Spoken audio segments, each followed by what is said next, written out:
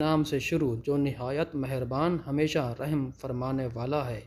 لإیلاف قریش ایلافہم رحلۃ الشتاء والصیف، قریش کو رغبت دلانے کے سبب سے انہیں سردیوں اور گرمیوں کے تجارتی سفر سے مانوس کر دیا۔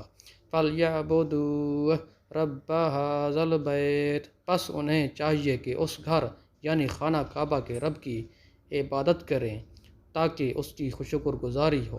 الَّذِي أَطْعَمَهُم مِّن جُوعٍ وَآمَنَهُم مِّن خَوْفٍ، جس نے انہیں بھوک یعنی فقر و فاقہ کے حالات میں کھانا دیا یعنی رزق فراہم کیا، اور دشمنوں کے خوف سے امن بخشا یعنی محفوظ و مامون زندگی سے نوازا۔